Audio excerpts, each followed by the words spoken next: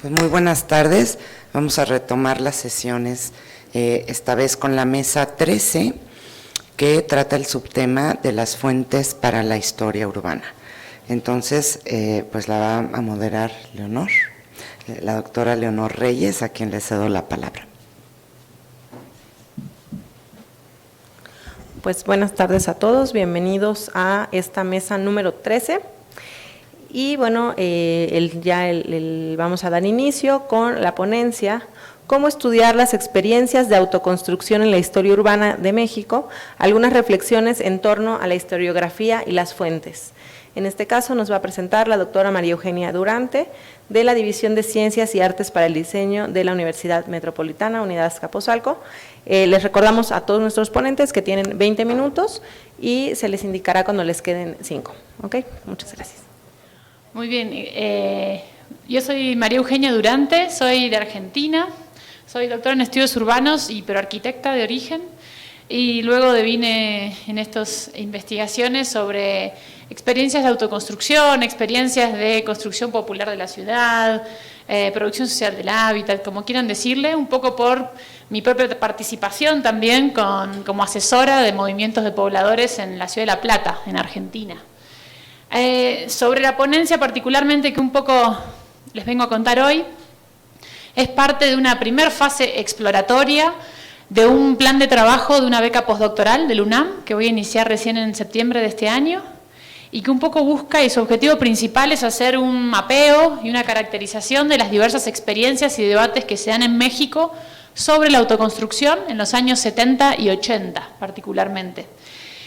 Y yo venía trabajando en mi tesis doctoral, trabajé sobre el movimiento villero en Argentina y cómo fue su relación con los técnicos, con los arquitectos sobre todo. Me interesó esa revisión del campo disciplinar un poco cuando empieza la pregunta de la vivienda social, de la militancia política, ¿no? Cómo interpela la práctica profesional y los conocimientos disciplinares.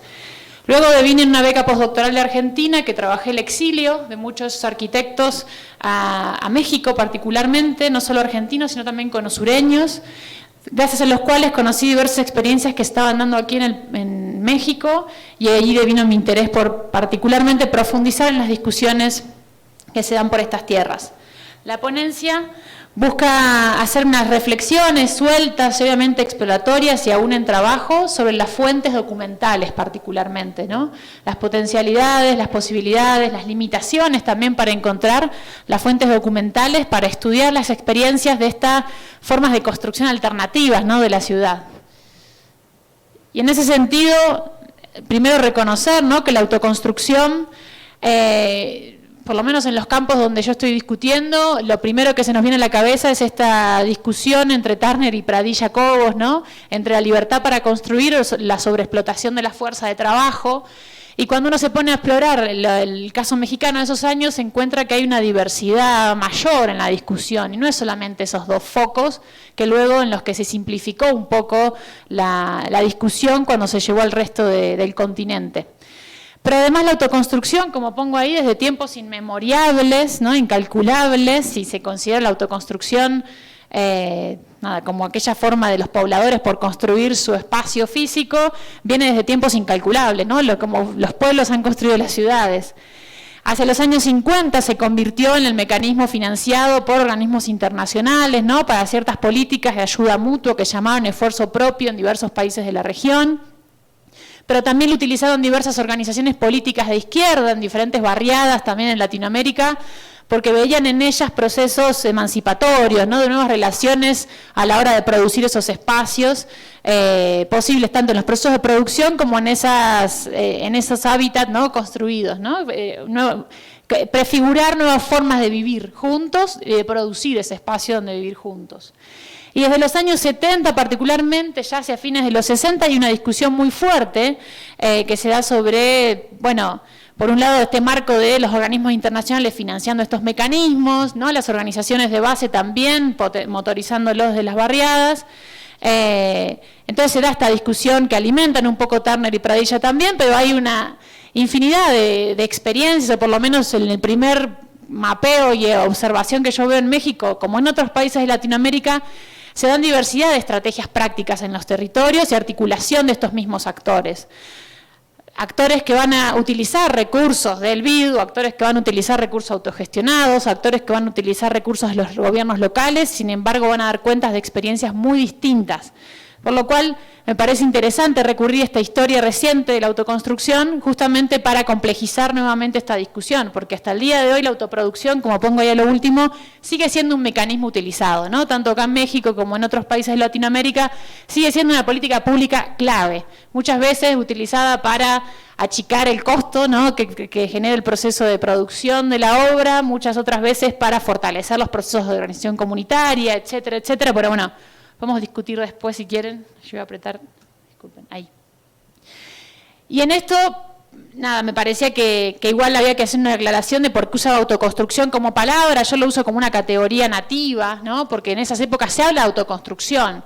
No se usaba tanto el término de producción social del hábitat, autoproducción autogestionada, producción autogestionaria del hábitat, autoconstrucción asistida, ¿no? Un poco que hay cambiando esas palabras y armando un poco el juego, que muchas veces la mayoría de ellas dan cuenta de procesos organizados, de procesos donde viven otros actores, no son solamente los pobladores construyendo su vivienda, ¿no? Individualmente, sino que hay procesos de organización colectiva detrás. A mí me interesa un poco ese foco, pero a sabiendas de que no es solamente un proceso organizado o uno que no está organizado, ¿no? Hay diversas escalas de organización, diversos matices de organización, diversos tipos de participación de los actores que articulan, ¿no? No es solamente un proceso espontáneo o asistido, ¿no? También me parece que esas dicotomías no sirven en términos analíticos, pero luego hay que desplegar una serie de diversidad interna, sobre todo porque a mí me interesa ver qué otras, justamente volver a esa discusión de ver qué relaciones sociales se prefiguran en esos procesos de producción y si es posible ver otros procesos de producción. Aquí en México particularmente me interesan esas experiencias que se dan hacia los años 70 y 80, ¿no? Donde tiene fuerte injerencia el MUP, el Movimiento Urbano Popular, y otras organizaciones, no siempre estuvo el MUP, ¿no? A veces impulsadas por organizaciones de técnicos, o a veces impulsadas por mismas asambleas barriales, ¿no? Otras estructuras organizativas del territorio que utilizaban recursos estatales o no, o recursos de organismos internacionales y se vinculaban con profesionales, con el movimiento estudiantil, por ejemplo, que en esos años participó mucho en los territorios, con ONGs, organizaciones políticas, etcétera.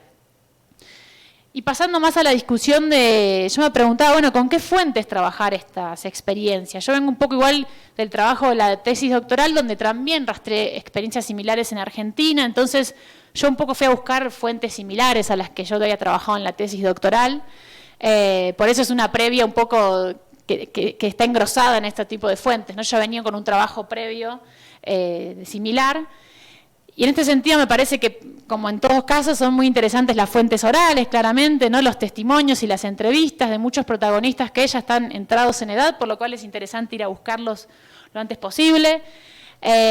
También con alguna especie de observación participante en procesos que siguen vivos y que tienen continuidad hasta la actualidad. O, por ejemplo, otras fuentes audiovisuales, ¿no? Encontré que acá en México hay mucha cantidad de documentales sobre lo que sucede en esos años en los territorios, hay archivos de fotográficos, pero bueno, particularmente para este trabajo yo me fui hacia las fuentes documentales, sabiendo que estos procesos implican ampliar las fuentes, ¿no? Se puede trabajar con una sola fuente o un tipo de fuente porque son escasos los recursos, ¿no? Muchas veces los protagonistas que encontramos vivos son muy poquitos, o no recuerdan, o tienen algún olvido.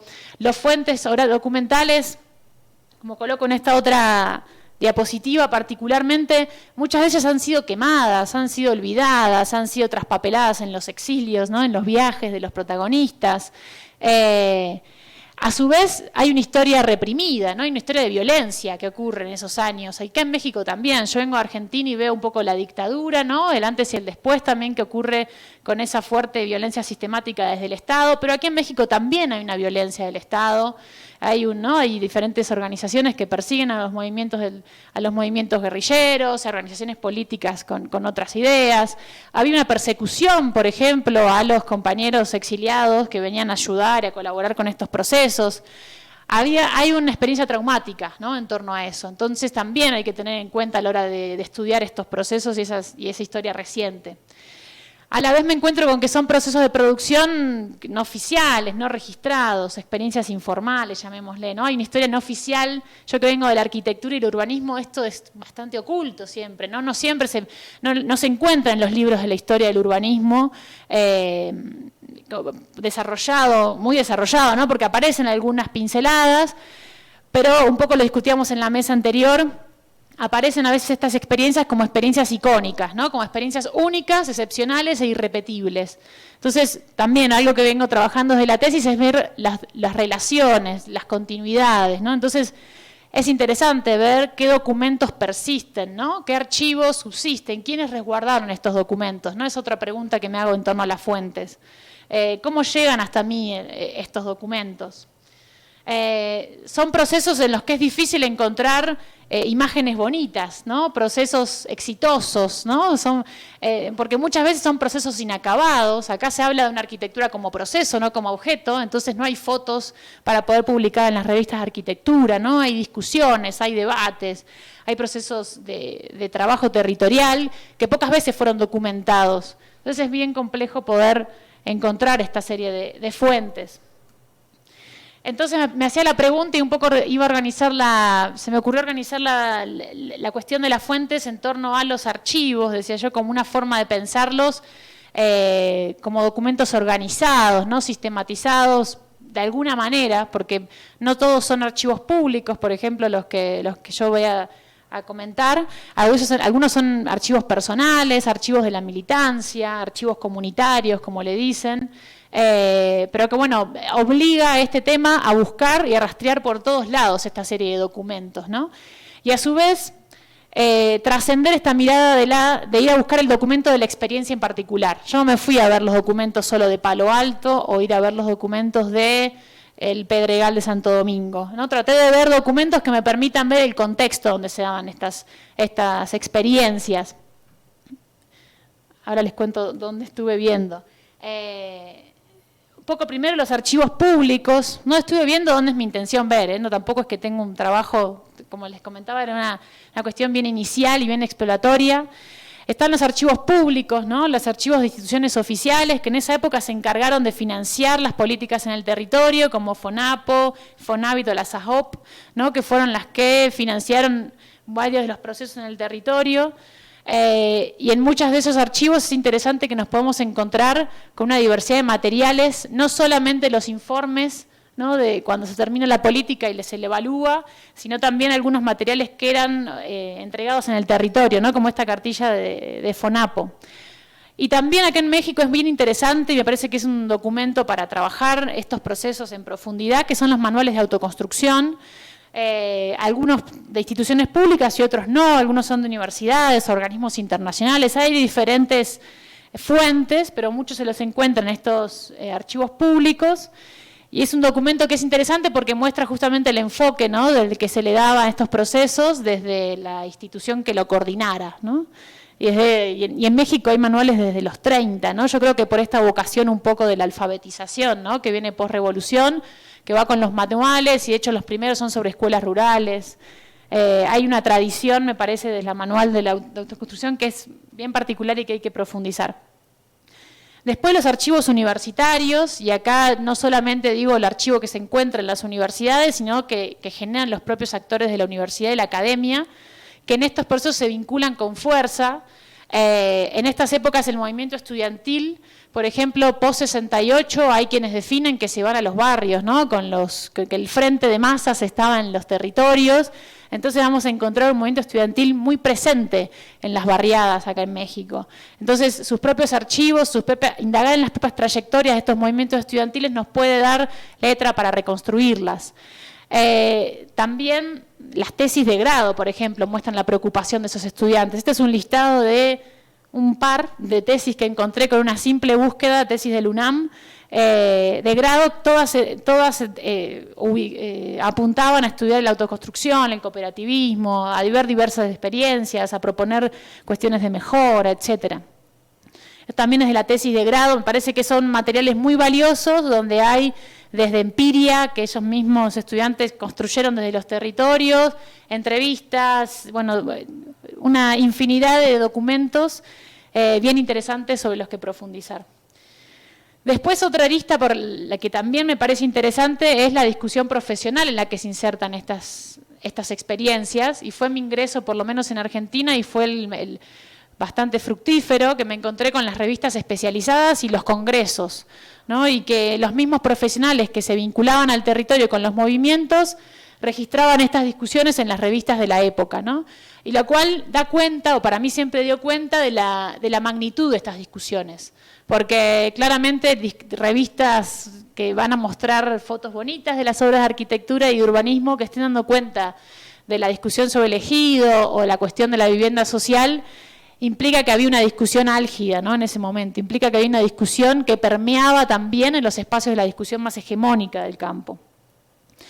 También hay una serie de libros de la época, una serie amplia, hay muchos libros de la época que también son interesantes para el proceso de autoconstrucción, desde enfoques bien diversos, también es otro documento interesante. Por otro lado están los archivos de la militancia, o también llamados archivos comunitarios en algunos lugares. Algunos lo tienen más sistematizado, otros no tanto. Justo hablábamos recién con un colega, ¿no?, sobre eso. Hay algunas organizaciones que recién ahora están dando a conocer los materiales que tienen guardados o se están sistematizando y organizando para poder contar, como el MUP, creo que la UPRES particularmente, o organizaciones que trabajaron con el movimiento urbano popular como COPEBI, CENVI, Casa y Ciudad, ¿no?, que son las históricas. Allá se pueden encontrar folletos, boletines, cartillas, fotografías, mapas. Me parece que es un archivo súper rico para ver lo que producían, y no solamente los materiales técnicos para ese momento, sino también cómo lo relataban a sus propios vecinos, cómo salían a contarlo a otros barrios, cómo lo documentaban ellos mismos, ¿no? Me parece que esa es una mirada súper interesante. Y también, por otro lado, está cómo lo documentaron las organizaciones de técnicos, ¿no? Uno ve organizaciones de técnicos como COPEBI, que va a generar una serie de cartillas donde va a discutir teoría, ¿no? Va a aportar de nuevo a la teoría disciplinar, o otros como el CENVI, que ahí tenemos diferentes planes y formulación de programas nuevos, ¿no? Son organizaciones que tratan de multiplicar, de una experiencia, tratar de teorizar esa práctica y generar estos materiales que también son interesantes para recurrir. Y por otro lado, y también es un material que yo recurrí mucho en Argentina, está todo lo que es la prensa de izquierda.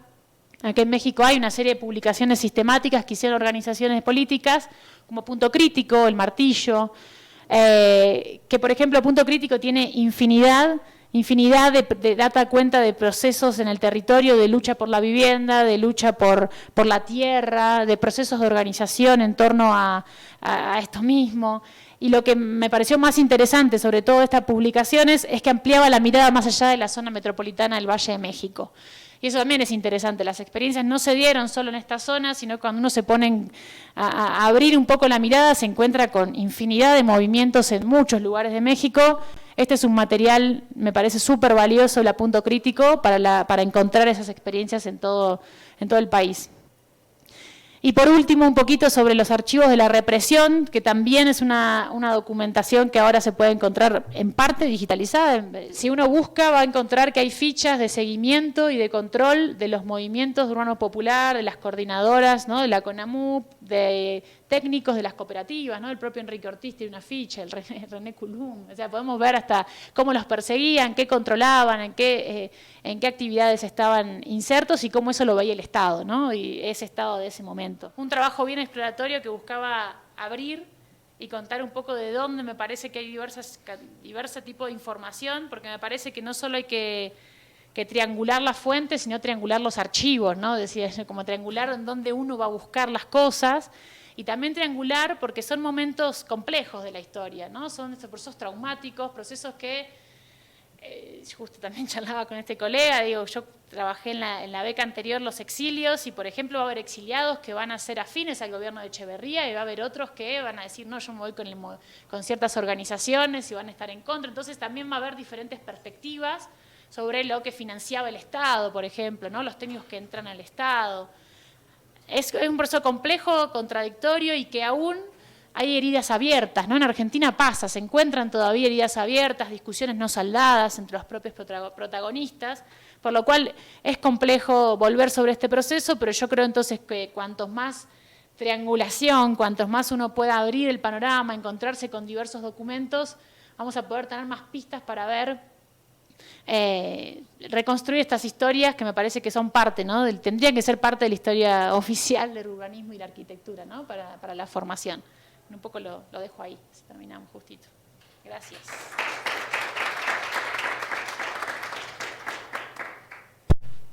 Muchísimas gracias, María Eugenia. Vamos a dar paso a nuestro siguiente trabajo. La ponencia se llama Historia Urbana a vuelo de pájaro, imágenes aéreas y satelitales como fuentes para el estudio histórico de la ciudad mexicana del siglo XX. Y nos presentan el maestro Silvestre Cepeda del Colegio de México y el doctor Juan Manuel Núñez de la Universidad Iberoamericana. Bueno, pues muy buenas tardes, qué gusto estar aquí con ustedes para presentar esta pequeña semblanza de una serie de trabajos que hemos estado haciendo en torno a la idea de hacer uso de imágenes aéreas y particularmente satelitales para contribuir a generar un corpus documental de fuentes más nutrido para la historia urbana, ¿no?, del siglo XX mexicano e incluso latinoamericano, ¿no? Perdón, me agarró la ronquera. Bueno, voy a hablar muy brevemente de la estructura de lo que les quiero platicar. Voy a hablar un segundito de los antecedentes en lo que tiene que ver con el uso de las fuentes de este tipo, ¿no?, en trabajos pues, o en la historiografía urbana que se ha desarrollado hasta nuestros días. Luego voy a abundar un poquito más sobre el tema de los archivos, que creo que, al menos por las exploraciones que hemos hecho hasta ahora, el doctor Juan Manuel y yo, vemos que pueden ir resultando útiles para pues acercarnos a una historia urbana más, digamos, anclada en el territorio, ¿no? Más que en la política, en la cultura. Obviamente todas estas cosas están estrechamente vinculadas a lo que pasa en el territorio, pero a veces es difícil acercarnos a ver las consecuencias que la historia política, cultural, económica o social tiene en la materialidad del territorio. Entonces, lo que nosotros hemos identificado es que, bueno, estas fuentes de las cuales les vamos a hablar pueden pues aportar algunas posibilidades en ese sentido. Y bueno, ya en última instancia hablaremos un poquito con casos de trabajo que nosotros hemos ido desarrollando, pues qué vetas vemos, sin que sean obviamente la totalidad de ellas, simplemente es al contrario, ¿no?, un refilón así del grueso de posibilidades que se podrían vislumbrar, ¿no? A ver qué opinan ustedes. A mí me va a encantar el diálogo y creo que escuchando a la doctora Durante creo que viene muy a cuento todo esto, porque pues sí, hay aspectos de la historia urbana que las fuentes documentales rara vez dan posibilidad de explorar, y creo que estas imágenes nos pueden acercar a una perspectiva con la que no estamos tan acostumbradas a trabajar. Entonces, bueno, un poquito nada más para poner en contexto el trabajo que hemos estado haciendo.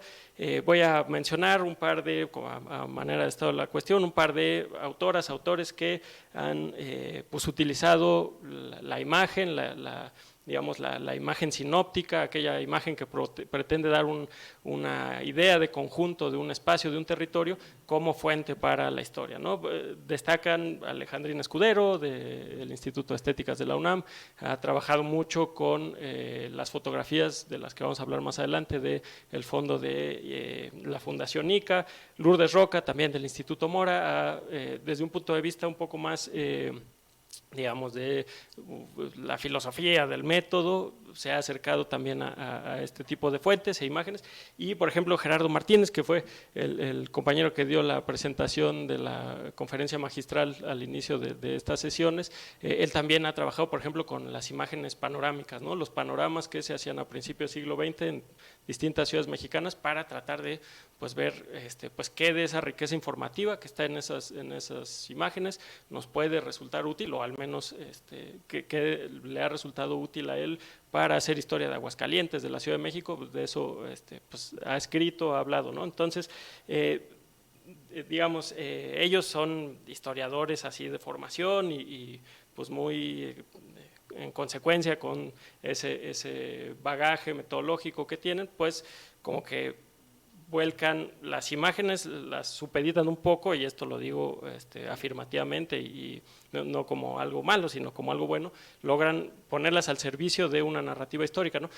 Yo soy geógrafo de formación, el profesor Juan Manuel también viene del universo más de la geografía y de todo esto, de la geomática, y bueno, creo que nosotros estamos un poco más cargados a el trabajo con las imágenes mismas para obtener información sobre el territorio, pero es una información que tiene características diacrónicas, ¿no? O sea, porque estamos trabajando con imágenes que fueron capturadas secuencialmente a lo largo del tiempo, entonces en esa medida nos aportan información histórica, ¿no? Sí, vamos desarrollando la sensibilidad para ver qué es la historia que se está manifestando, ¿no? O sea, si la dotamos de un contexto histórico. Entonces, bueno, hemos identificado que trabajar con estas imágenes, por supuesto que supone dificultades técnicas, metodológicas. Han habido esfuerzos en distintos lugares del mundo por tratar de hacerlas más manejables desde el punto de vista de la automatización de los procesos que se requiere hacer con ellas para obtener, por ejemplo, información cuantitativa de superficies, de tipos de uso de suelo, de morfologías, ¿no?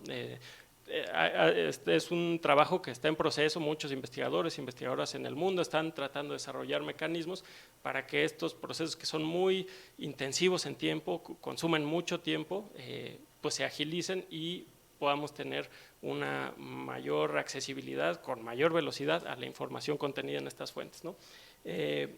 Bueno, se han utilizado estas imágenes, por ejemplo, de las cuales vamos a hablar, no en primera instancia, sino de las que les voy a hablar en la segunda mitad de la ponencia, para hacer arqueología en Australia, en Oriente Medio, ¿no? En Irak, por ejemplo, contribuyeron a que se redescubrieran ciudades pues de la época más o menos del esplendor de Babilonia, ¿no? Que en el siglo XX pues estaban sepultadas bajo dunas o bajo otras pues estructuras urbanas más modernas, y estas imágenes pues pusieron en evidencia que todo esto estaba ahí, ¿no?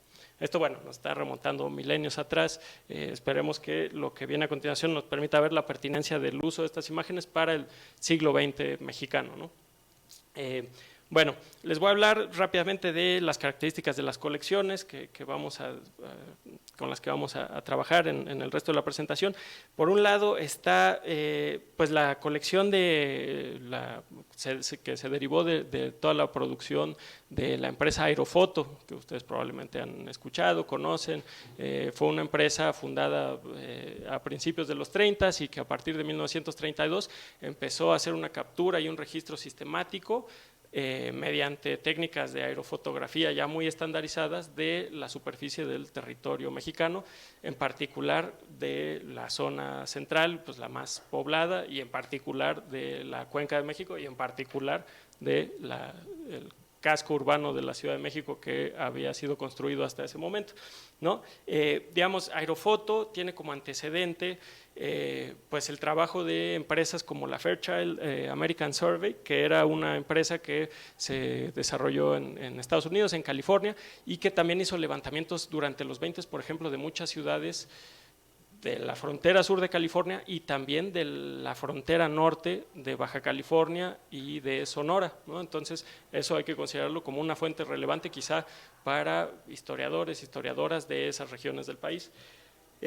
Luego de Aerofoto, que trabajó hasta 1989 haciendo este registro sistemático, podemos encontrar, y de eso va a versar la segunda mitad de la exposición, a los satélites de espionaje desplegados por la CIA alrededor del mundo a partir de 1959, que tomaban fotografías en muchos casos de alta resolución o de resolución media, ¿no? Estamos hablando de resoluciones que son muy funcionales para los fines de los observadoras que tienen curiosidades en lo que respecta a la historia urbana, ¿no? Son resoluciones que nos permiten ver un árbol, por ejemplo, ¿no? Desde arriba, nos permiten ver clara y nítidamente la forma de un edificio, ¿no? La planta de un edificio, la planta vista cenitalmente, ¿no? Obviamente de una manzana, nos permiten ver la materialidad de las calles, de los techos, nos permiten entender la cobertura de los usos de suelo, ¿no?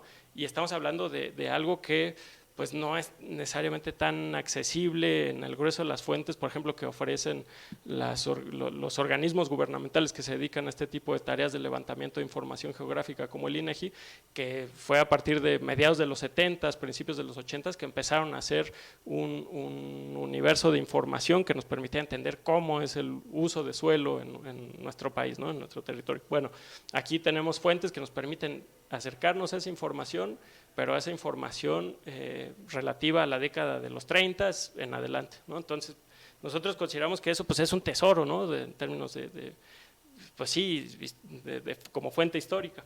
Entonces, por eso la emoción, si me ven así como que estoy así, es por esa euforia. Bueno, aquí les muestro muy rápidamente, estos son los 4 mosaicos principales, por ejemplo, que la Fundación ICA tiene a disposición del público en una página que alberga una plataforma de Google, ¿no? Vemos que hay 1936, 41, 53 y 65.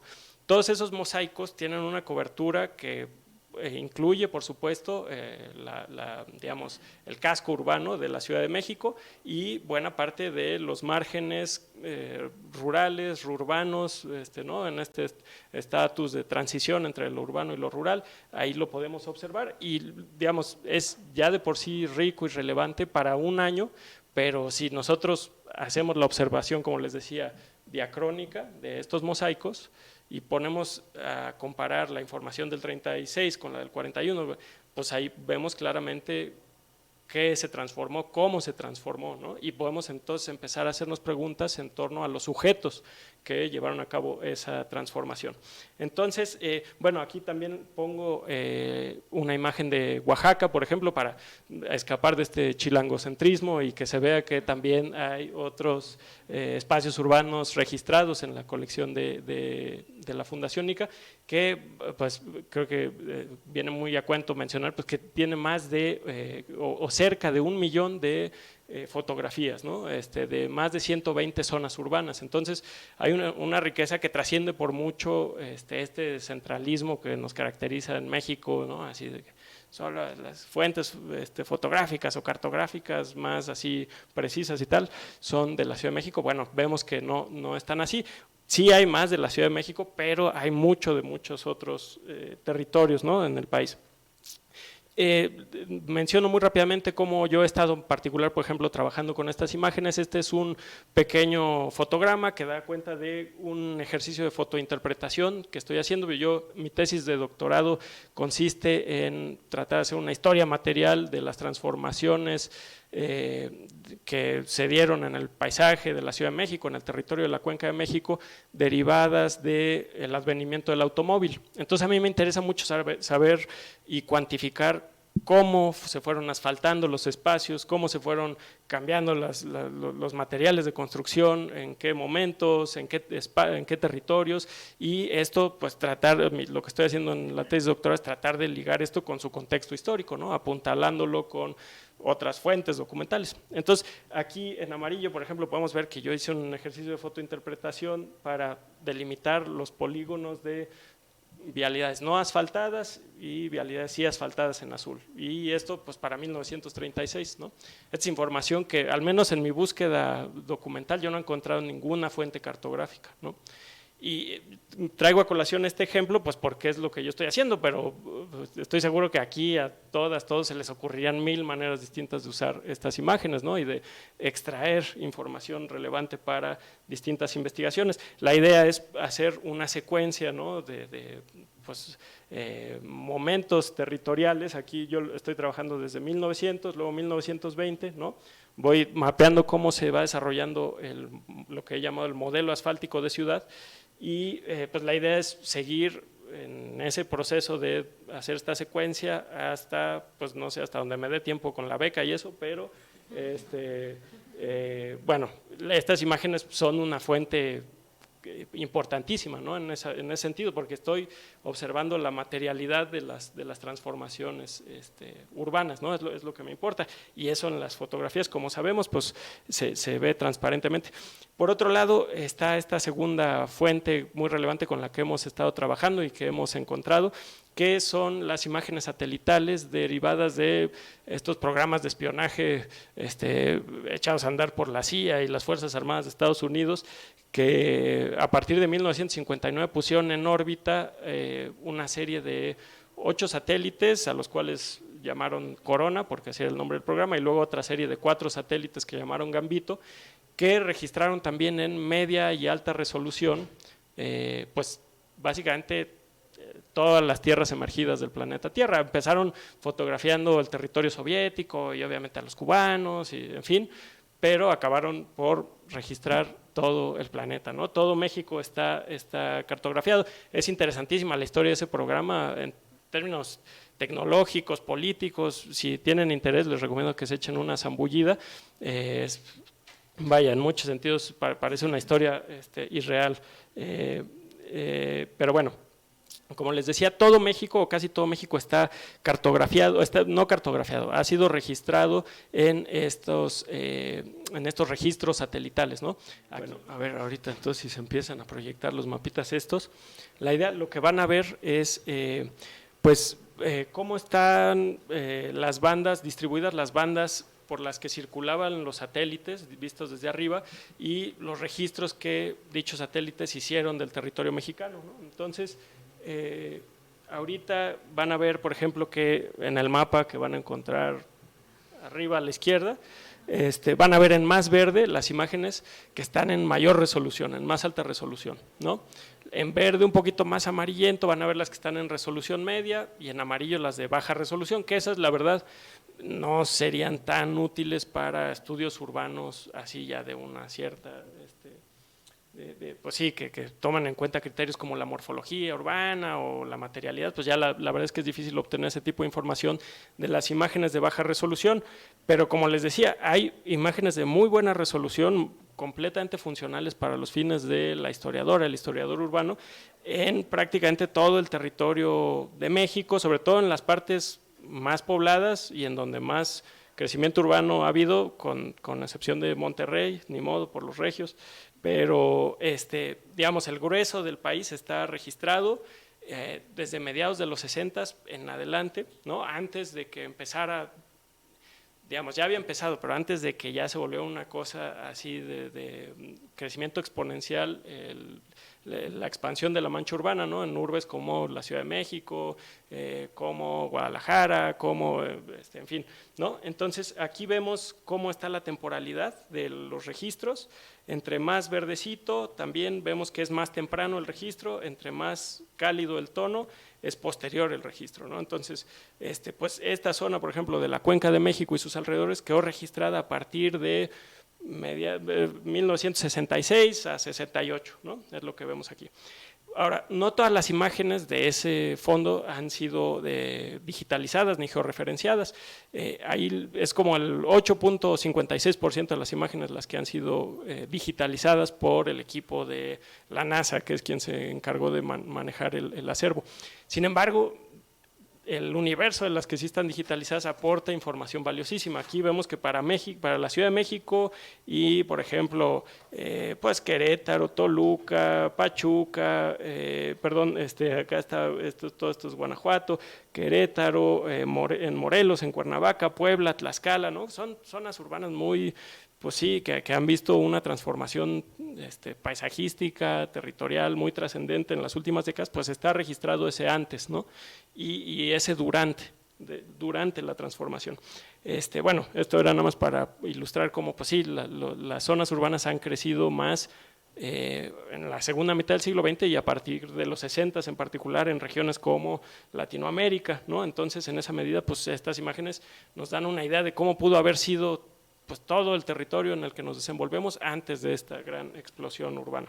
Entonces, nosotros con estas imágenes disponibles, descargables, que tiene la NASA ahí publicadas en internet, y nos dedicamos a pues tratar de georreferenciarlas, acomodarlas así en el territorio, ponerlas en un marco con coordenadas, etcétera, para pues poder hacer visible, ¿no? la magnitud de la transformación que ha acaecido sobre el territorio, en particular de la Ciudad de México, en las últimas, pues ya casi 6 décadas, ¿no? Hicimos una pagineta de internet que si quieren visitar, nos sentiríamos profundamente honrados, que se llama Un Pequeño Museo Geográfico de la Cuenca de México, y ahí ustedes pueden entrar y pues ver, bueno, esto se supone que era un video, pero no sé cómo se pone. Ya está, sí está corriendo, ¿no? Ustedes pueden, o sea, de este lado se tienen las imágenes que encontramos de mejor calidad del 68, por ejemplo, y de aquel lado pues está la imagen del presente, ¿no? Entonces, la idea un poco es muy elemental, la lógica y el funcionamiento detrás del visualizador. El chiste es hacer pues nada más evidente pues cómo se transformó, pero incluso cómo se transformó el territorio, pero incluso viéndolo así muy por encimita, pues creo que uno empieza a instintivamente identificar ciertas pautas de por ejemplo, en lo que tiene que ver con la morfología urbana, ¿no? Cómo las formas, sobre todo en la periferia, en las zonas de autoconstrucción, está muy guiada por los límites que precedieron el desarrollo urbano, que tenían las propiedades rurales, ¿no? Vaya, yo les digo, creo que la imaginación para ese límite, ¿no? Cuando por ejemplo, es Santo Domingo. Ahorita también en relación con lo que nos platicaba la doctora Durante, pues aquí podemos ver cómo los Pedregales, toda la zona de los Pedregales era antes de digamos, la expansión de esta ola urbanizadora, ¿no? En clave autoconstrucción. En fin, el chiste es que se pueden ver ahí muchos territorios y bueno, si lo quieren ver, estará muy bonito para nosotros. Se ve Pachuca, Toluca, un museo geográfico de la Cuenca de México. Y bueno, estos nada más eran más ejemplos, pero les agradezco mucho su atención. Ya traía ahí, sí, esto no iba a dar tiempo, pero bueno, esa es la Ibero, era como era antes, como es ahora. Entonces, pues muchas gracias. Muchas gracias, pues una exposición muy interesante y que además pues nos permite a todos, ¿no?, los que estudiamos la ciudad, el territorio, pensar, ¿no?, como todas estas posibilidades, así que pues muchas gracias.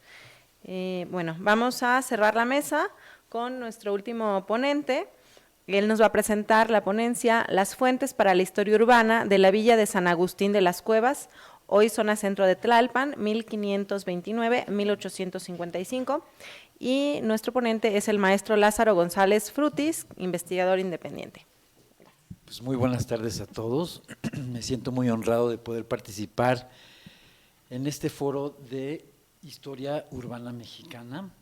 Yo les voy a compartir una investigación que realicé a principio de año. Es el resultado, esta investigación, de un dictamen del estado actual de los vestigios arquitectónicos de la Casa de Cultura de la Universidad Autónoma del Estado de México en Tlalpan.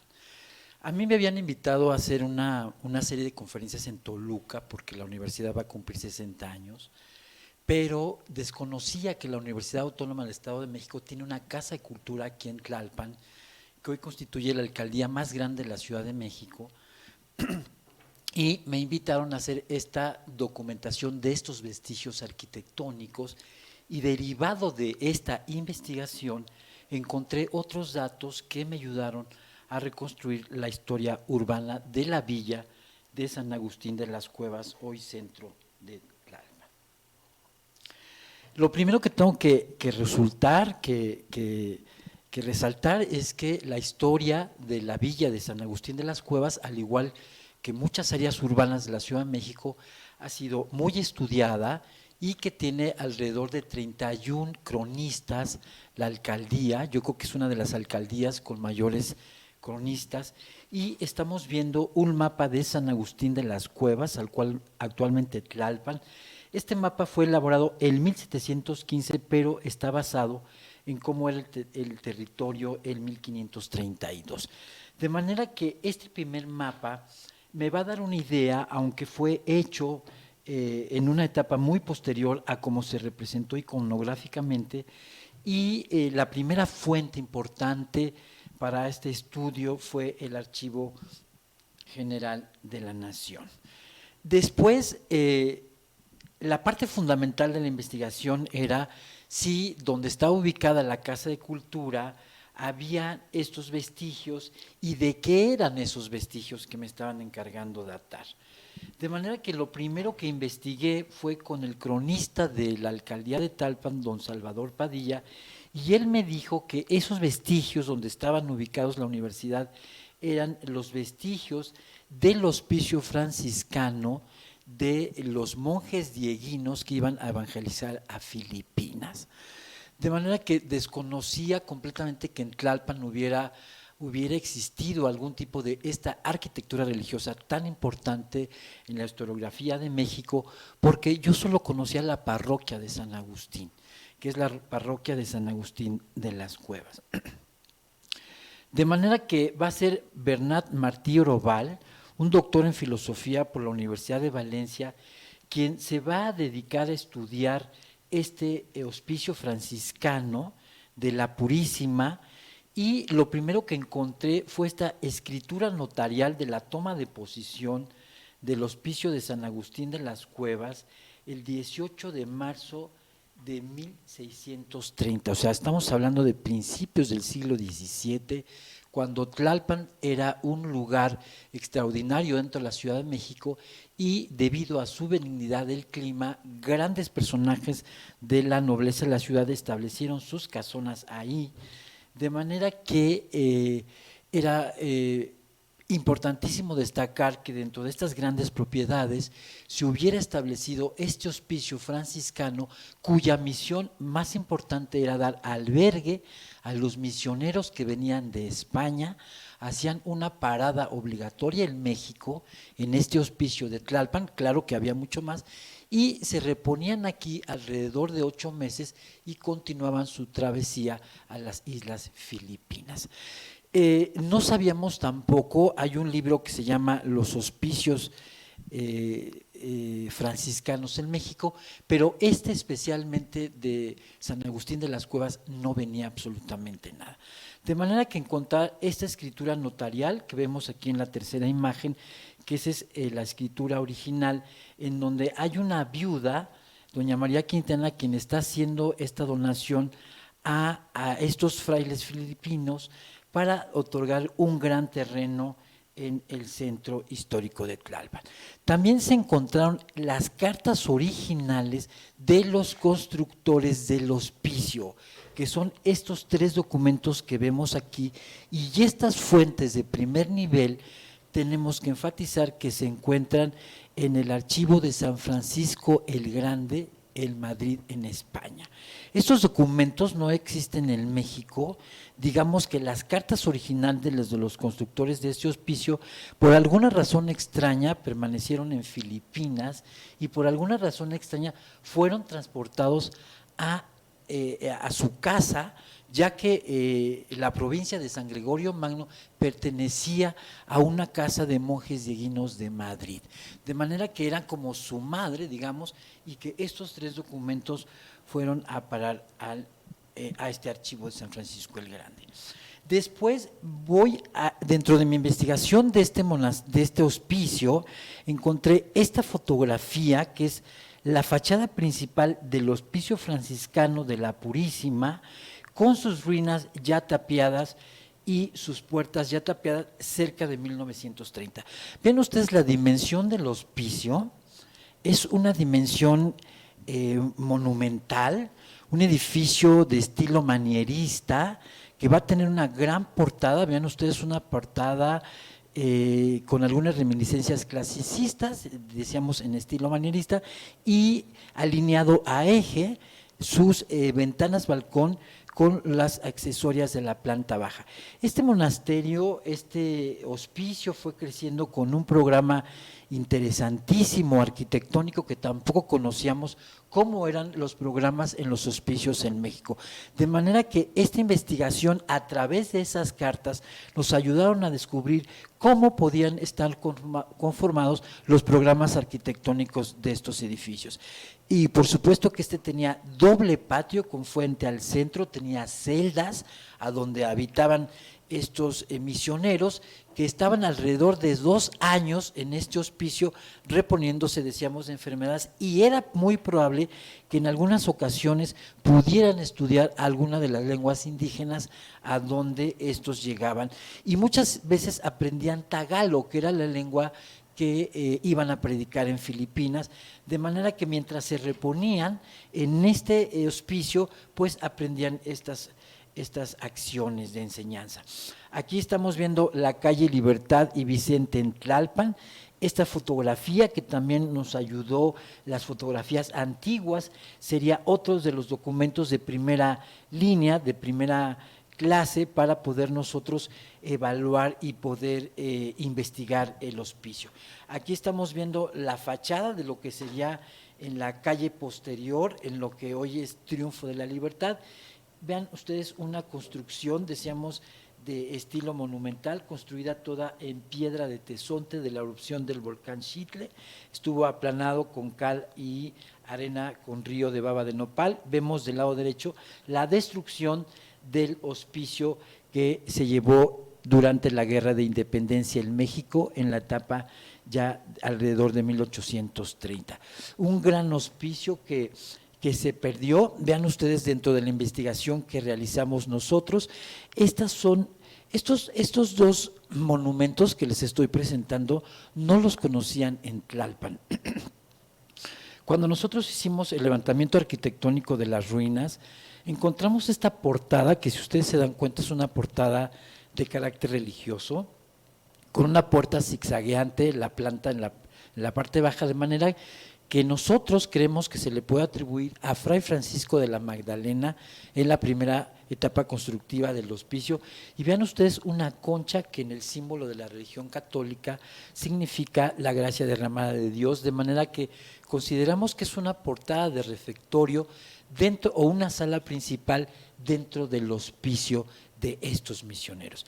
Nosotros, al hacer la investigación, obviamente fuimos recorriendo los espacios físicos de estos vestigios, y cuando encontramos, pudimos hacer una línea directa entre la posibilidad de que efectivamente había sido una portada de refectorio en el hospicio, y se le atribuye a estos monjes que los construyeron.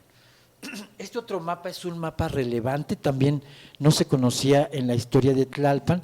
Es el mapa denominado Rancho del Ojo de Agua del Niño Jesús y San Agustín de las Cuevas, y está elaborado en 1774 por un gran arquitecto novohispano que es Ildefonso Iniesta Bejarano, y se encuentra en el Archivo General de la Nación. Aquí en la parte más baja encontramos una retícula de las calles de Tlalpan, y esta pequeña construcción que vemos ahí en rojo sería el hospicio de los monjes dieguinos, que es el monumento del que nos encargamos de la investigación. Pero es sumamente importante, vean la retícula de la villa, de manera que Tlalpan fue trazado en una retícula lo más parecido a los 90 grados, tiene una ascendencia de norte hacia el sur, digamos, va ascendiendo, y del lado oriente se ubicó la parroquia de San Agustín de las Cuevas, que la vemos de este lado. Luego viene la plaza, y al poniente las casas más importantes de la población. De manera que estos mapas fueron vitales para poder también construir esta historia urbana de la villa. Ven ustedes, aquí tenemos una litografía. Este es otro de los documentos importantes, las litografías que ayudaron muchísimo, de la plaza de San Agustín de las Cuevas, aproximadamente del año de 1830. Aquí vemos una plaza sin la intervención del romanticismo. Hoy Tlalpan presenta un kiosco que es derivado del romanticismo en México y de jardinar las plazas. Si ustedes observan, aquí es una plaza que no está jardinada, solamente tiene una fuente al centro, y atrás estas construcciones equivaldrían a lo que hoy sería el edificio de la Gacional, construido por el arquitecto Rivas Mercado, y atrás el Mercado de la Paz. Pero lo importante que hay que señalar en esta litografía es que atrás de estos edificios consistoriales encontramos este otro paramento alargado, que ese parece ser que era la fachada norte del hospicio desaparecido. Vean ustedes la longitud que presenta, era una gran construcción, y ya a la izquierda se encuentra el mirador de lo que fue la finca de Romero y de Terreros. Tlalpan se caracterizó durante esta etapa del virreinato en estas grandes y hermosas huertas en donde con la benignidad del clima sembraban todo tipo de árboles que habían sido importados de España, y vemos cómo esta claridad de clima, pues con esta documentación vamos creando este desarrollo urbano de este sitio, con estas fuentes que fuimos encontrando, y a la vez que íbamos elaborando una parte de la historia que no desconocíamos del hospicio, nos servía para ir haciendo algunos otros trazos de historia urbana de la villa. También de la Mapoteca Manuel Orozco Iberra encontramos estos dos bellísimos planos que vean ustedes, son de 1855, es decir, mitad del siglo XIX, y en esta época Tlalpan se escribía con M al final, o sea, plano de Tlalpan.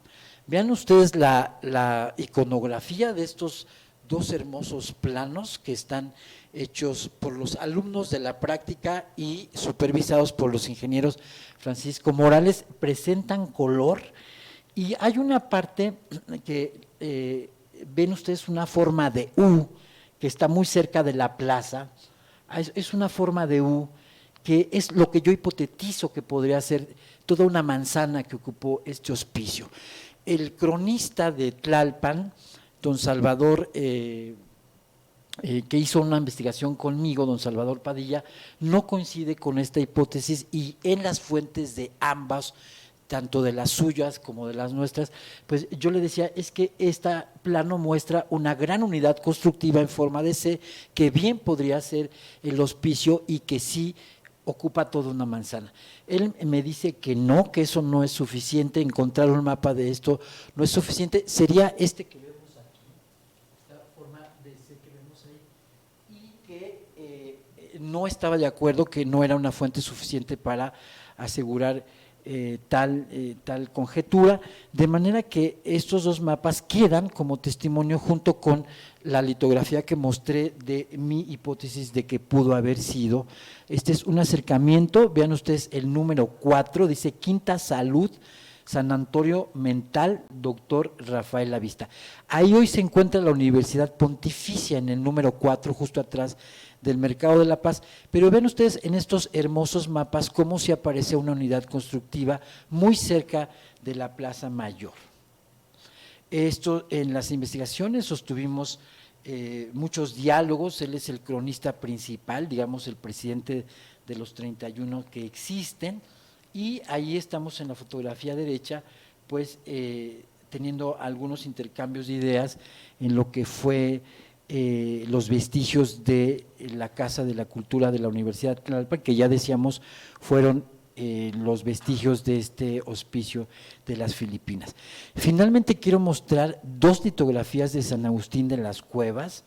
Esto es en el libro México en el tiempo, el marco de la capital, tomada a espaldas del Calvario, en donde se observa a la izquierda el hospicio y su iglesia con la torre. Estas dos bellísimas litografías nos hablan de la fama que tuvo esta villa alrededor de los principios de 1820, digamos que durante menos de la mitad del siglo XIX, estas ferias tan famosas que se hacían en Tlalpan en la Semana Mayor, era la Semana de Pascua, donde se hacían gallos, había grandes ruletas, grandes juegos. Nos dicen que caravanas de gente iban de la Ciudad de México a divertirse. Vean ustedes, esto es la iglesia del Calvario, que hoy está atravesada por la avenida Insurgentes, pero estas litografías que nos ayudan a construir toda esta historia urbana. Al fondo vemos lo que sería el hospicio, la segunda planta del hospicio, con su iglesia. Vean ustedes cómo está sobresaliendo arriba de este bosque, de manera que encontrar estas dos litografías, esta es una estampa de un cuadro al óleo de San Agustín de las Cuevas de Daniel Tomás Egerton de 1839 en el Museo Nacional de Arte. Estas, tanto la estampa como la litografía nos ayudaron a consolidar cómo pudo haber estado ahí el hospicio. Vean ustedes del lado derecho, aquella construcción de 2 niveles es lo que nosotros creemos que Egerton dibujó en este cuadro, el hospicio que hoy, insisto, está demolido, solamente quedan algunos vestigios, pero que a través de estas fuentes pudimos nosotros lograr construir esta historia urbana, y este es el resultado de esta investigación. Esta es una investigación con estas fuentes que logramos realizar, que es el producto final que entregamos a la Universidad Autónoma del Estado de México. Muchas gracias.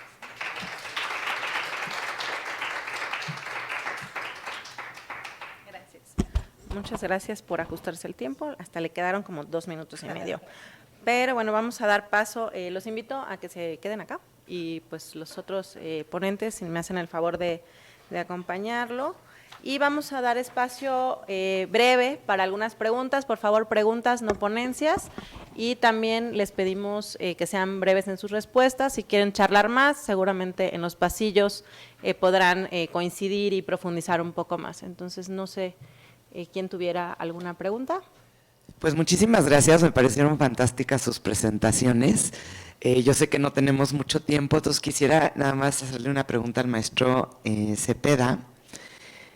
Digo, a lo mejor es ignorancia de mi parte, pero cuando estabas presentando las fotografías aéreas sobre las cuales hacías la interpretación para el tema de las vialidades, me pregunto si se pueden georreferenciar estas fotografías aéreas para después añadir las capas en las que ustedes van añadiendo la información de su estudio.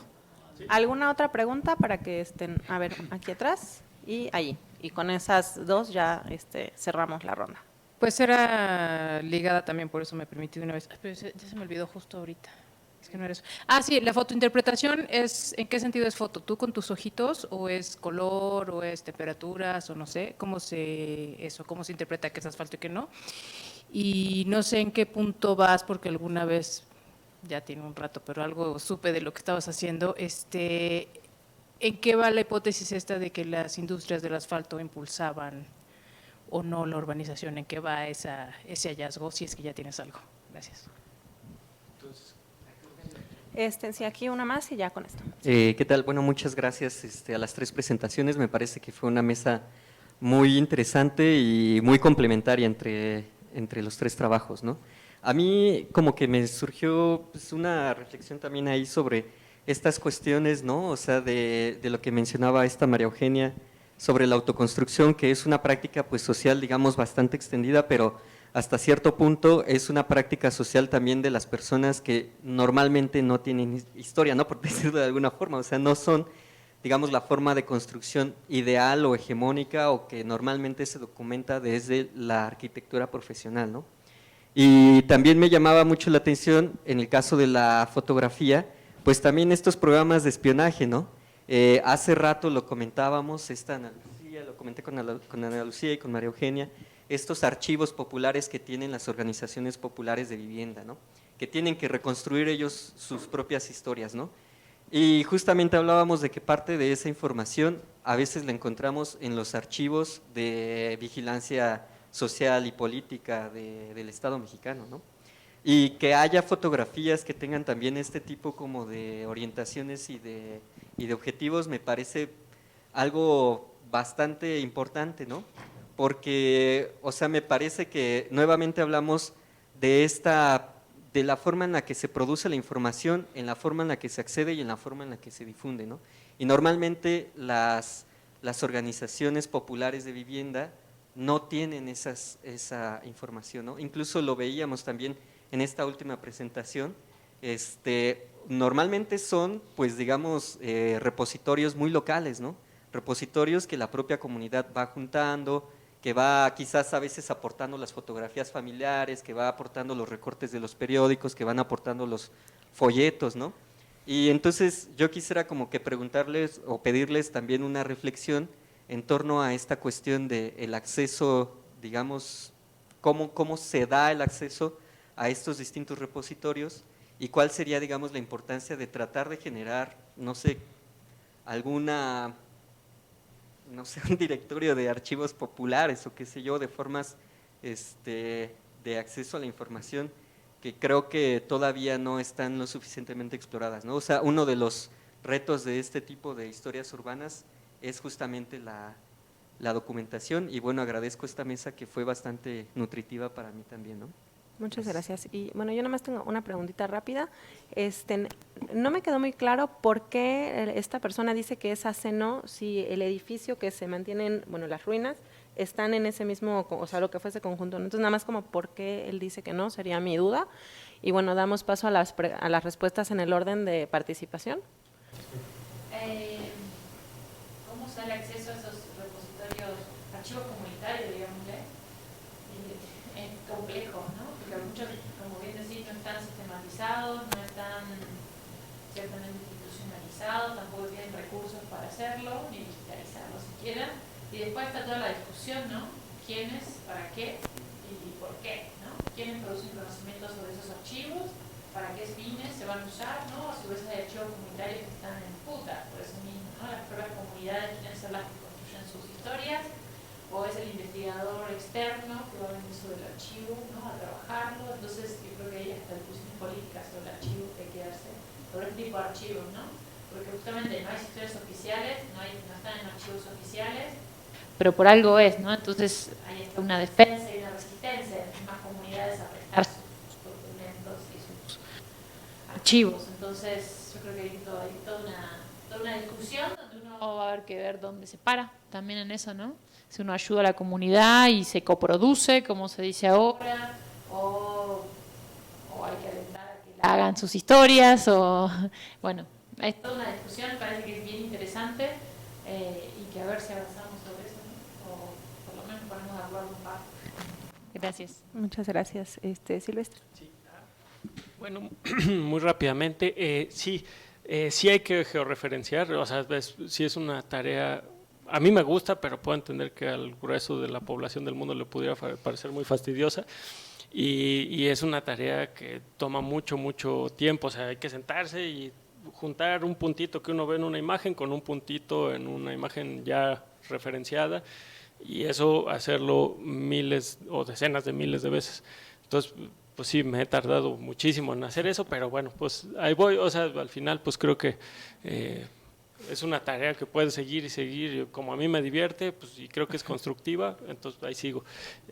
Y sí hay que hacerla así, puntito a puntito. Sí, como les decía un poco en la presentación, se ha tratado de encontrar maneras de automatizar este proceso, pero en realidad las imágenes del pasado y de ese pasado tienen tantas diferencias con respecto a las imágenes que tenemos del presente ya georreferenciadas, que es muy difícil que mediante mecanismos computacionales se puedan establecer así relaciones transparentes entre una ubicación en la imagen de aquel tiempo y una imagen del presente. Entonces, pero es un trabajo que requiere mucha supervisión humana, ¿no? Aunque suene chistoso eso.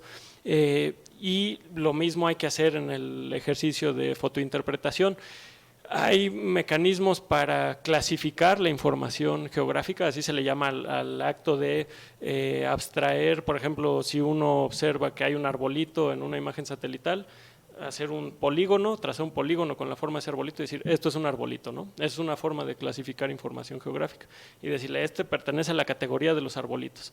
Eso también se ha tratado de hacer para estas imágenes antiguas, pero es mucho más complicado, o ha resultado ser más difícil para los que desarrollan este tipo de herramientas, que lo que implica, por ejemplo, utilizar estas técnicas automatizadas en imágenes a color o imágenes multiespectrales o infrarrojas. O sea, es un universo muy grande. Yo no es que sea experto y seguro aquí me voy a acabar haciendo más bolas, pero el hecho es que no ha sido posible automatizar tanto ese proceso. Entonces se ha tenido que recurrir a técnicas de fotointerpretación, digamos, de la era analógica, ¿no? Y hay que con los ojos observar, con el criterio decidir si una superficie es de un material o es de otra.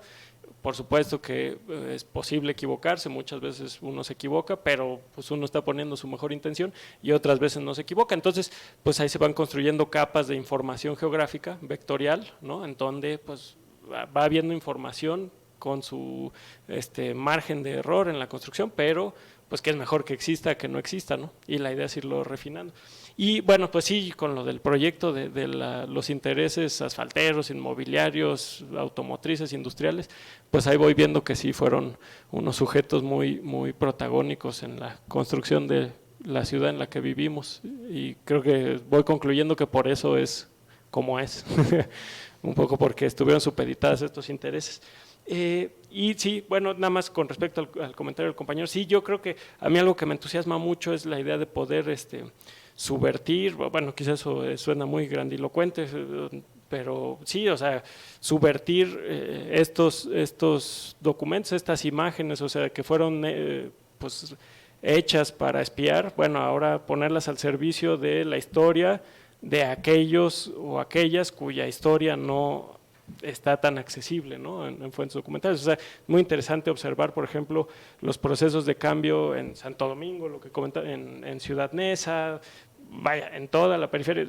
Ciudad Neza, el crecimiento de Neza, por ejemplo, está pues prácticamente así documentado como si fuera una película de esas viejitas, así cuadro a cuadro, en este tipo de fuentes, ¿no? En este tipo de imágenes. Entonces, yo lo que estoy tratando de hacer es pues desarrollar la sensibilidad para poder poner eso en un contexto histórico, esos cambios que se ven en el territorio, ¿no? Pero pues bueno, pues eso obviamente yo no siendo historiador es difícil que lo haga bien, entonces por eso éntrenle también. Y bueno, sí, eso. Yo tenía una pregunta luego para el doctor Frutis también, si se puede. Ok, pues si quieres, ya échasela rápidamente. Muy rápida, muy rápida. Sí.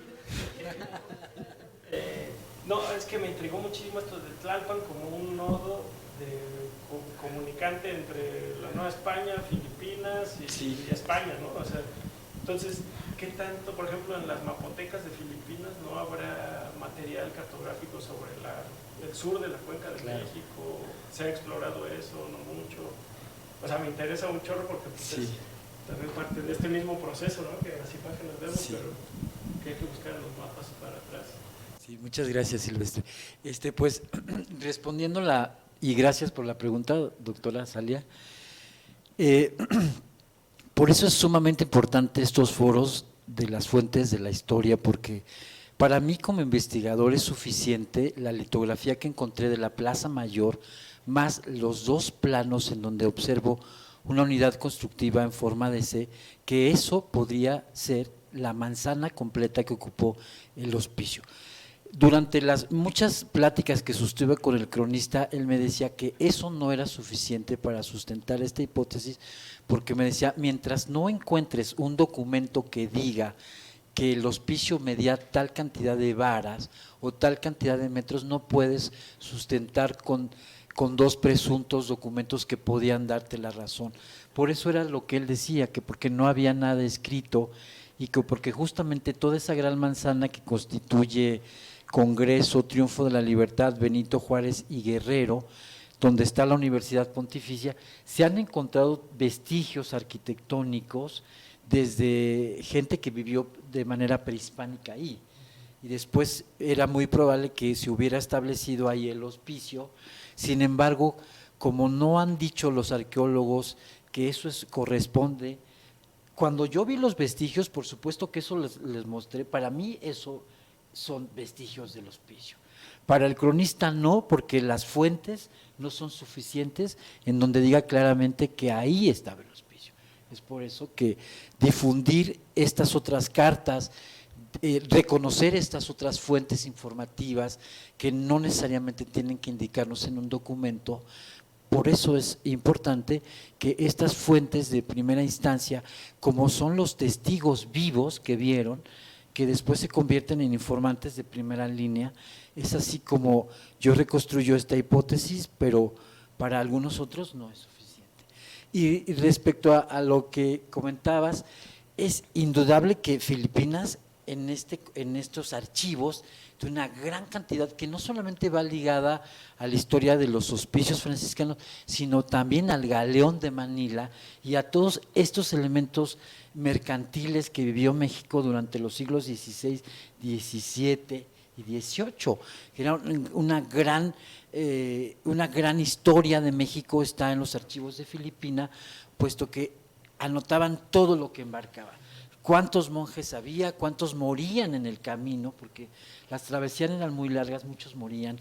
Y estos archivos que hoy tienen San Francisco el Grande son el resultado de un intercambio que han tenido la provincia de San Gregorio Magno en Filipinas con España, de manera que muchos de estos documentos han regresado a la provincia a donde ellos pertenecieron. Y hay una gran cantidad de documentación que desde luego no están estudiados, que están esperando estas fuentes para construir la historia que aquí no tenemos, porque justo hoy esta es la primera información reunida que tenemos del hospicio de los filipinos en Tlalpan, y que es una historia que yo conocía muy poquito, pero que no estaba estudiada. Con estas fuentes hemos logrado avanzar, con estas fuentes hacer una historia más detallada de San Francisco, de las cuevas. Muchas gracias. Dile de nuestra parte que con menos se han escrito libros.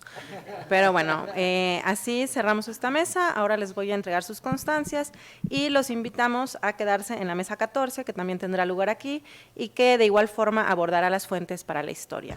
Si ya tenemos algunos de los ponentes de la próxima mesa, si pueden por favor compartir sus presentaciones para ir avanzando. Gracias.